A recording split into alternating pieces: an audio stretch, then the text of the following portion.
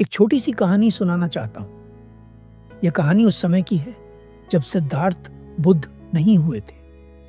गुरुकुल की सभी प्रतियोगिताओं को जीतने के बाद सिद्धार्थ को यह अवसर मिलता है कि वे नगर भ्रमण कर सकें। सिद्धार्थ अपने कुछ सैनिकों और यशोधरा के साथ नगर भ्रमण के लिए निकलते हैं। नगर में कुछ दूर चलने के बाद सिद्धार्थ के रथ के आगे दो लोग रोते हुए आते हैं। उनमें से एक स्त्री होती है और एक पुरुष। वे दोनों ही सिद्धार्थ से रोते हुए विनती करते हैं कि सिद्धार्थ उनकी बच्ची को बचा ले। सिद्धार्थ उस व्यक्ति और उस स्त्री को रोते देखकर अपने रथ से नीचे उतरते हैं और दौड़कर उनके पास जाते हैं। वे उनसे पूछते हैं, क्या हुआ? तुम रो क्यों रहे हो? वह व्यक्ति और वह स्त्री सिद्धार्थ से कहते हैं, दरअसल हमारी छोटी सी बच्ची, कृपया आप उसके प्राण बचा लीजिए। आप राजकुमार हैं, आप कुछ भी कर सकते हैं, कृपया हमारी बच्ची को बचा लीजिए। सिद्धार्थ सभी गांव वालों से पूछते हैं, शेर इनकी बच्ची को किस दिशा में लेकर गया है और क्या वह शेर अक्सर आता है? सभी गांव वाले सिद्धार्थ को बताते हैं, नहीं राजकुमार, कुछ दिनों पहले जंगल में आग लगने के कारण वह शेर बस्ती की ओर आ गया था। सिद्धार्थ उन लोगों से पूछते हैं, क्या तुम मुझे बता सकते हो कि शेर बच्ची को किस दिशा में लेकर गया है? सभी लोग सिद्धार्थ को बताते हैं कि बाघ पूर्व दिशा में गया है। सिद्धार्थ अपने कुछ सैनिकों के साथ जंगल की ओर दौड़ते हैं। उनके साथ उनका चचेरा भाई देवदत्त भी होता है। देवदत्त सिद्धार्थ से बहुत ईर्ष्या करता है और ऐसा कोई भी अवसर चूकता नहीं जिससे सिद्धार्थ को पीड़ा हो। देवदत्त सिद्धार्थ से कहता है, यदि मुझे वहां शेर मिल गया तो मैं उसका सिर धड़ से अलग कर दूंगा। सिद्धार्थ कहते हैं, हमारा प्रथम कार्य उस शेर को हानि पहुंचाना नहीं है।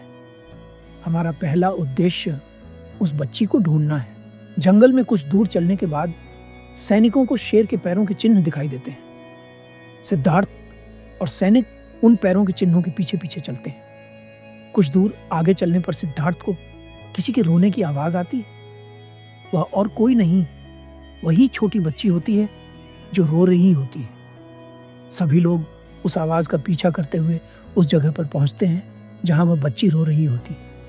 वे देखते हैं कि वह छोटी बच्ची घायल है, उसके शरीर पर घाव है। सिद्धार्थ तुरंत बच्ची को उठाते हैं और अपने सभी सैनिकों को महल चलने का आदेश देते हैं। सभी सैनिक महल की ओर चलने लगते हैं, परंतु देवदत्त सिद्धार्थ की आज्ञा नहीं मानता।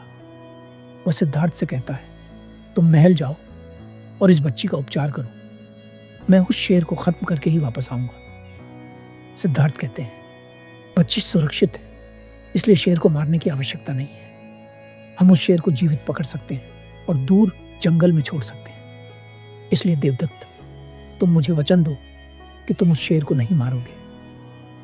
देवदत्त उस समय सिद्धार्थ को वचन दे देता है कि वह उस शेर को नहीं मारेगा। सिद्धार्थ उस छोटी बच्ची को लेकर महल पहुंचते हैं और वैद्य को बुलवाते हैं।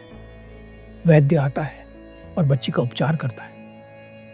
ये सारी बात सिद्धार्थ के पिता तक पहुंचती है। सिद्धार्थ के पिता उन्हें बुलाते हैं और कहते हैं, पहली बात तो यह है कि तुम्हें शोभा यात्रा छोड़कर जाना नहीं चाहिए था, और अगर तुम गए भी तो तुम्हें उस शेर का शीश काट कर लाना चाहिए था। तुम इस बच्ची को महल में क्यों ले आए?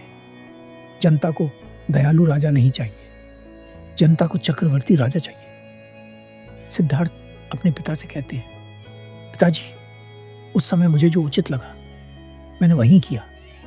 सबसे अच्छी बात तो यह है कि उस शेर ने बच्ची को हानि नहीं पहुंचाई। इतनी ही देर में देवदत्त वहां आ जाता है और सिद्धार्थ के पिता के चरणों में उस शेर का कटा हुआ सिर रख देता है। जैसे ही सिद्धार्थ वह सिर देखते हैं, वे पीड़ा और क्रोध से भर जाते हैं। सिद्धार्थ देवदत्त से कहते हैं, ज्येष्ठ, तुमने मुझे वचन दिया था कि तुम उसे कोई हानि नहीं पहुंचाओगे, परंतु तुमने वचन तोड़ दिया।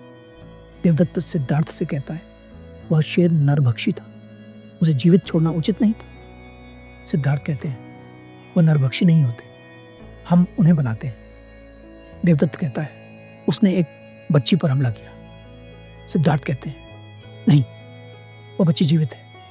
देवदत्त कहता है, वह उस बच्ची के प्राण ले भी सकता था। सिद्धार्थ कहते हैं, मात्र शंका के आधार पर तुमने एक जीव के प्राण ले लिए। देवदत्त कहता है, इसे आखेट कहते हैं। सिद्धार्थ क्रोध में भर जाते हैं और कहते हैं, फिर तो तुम मेरे भी प्राण ले सकते हो इस राज्य को पाने के लिए। अगर मैं तुम्हारी अभी हत्या कर दूं तो क्या यह उचित होगा?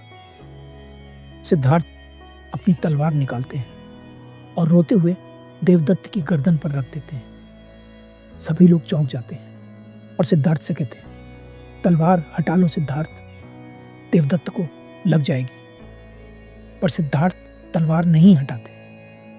सिद्धार्थ के पिता कहते हैं, तलवार हटा लो सिद्धार्थ, ये तुम्हारे ज्येष्ठ है। सिद्धार्थ के हाथों से तलवार गिर जाती है।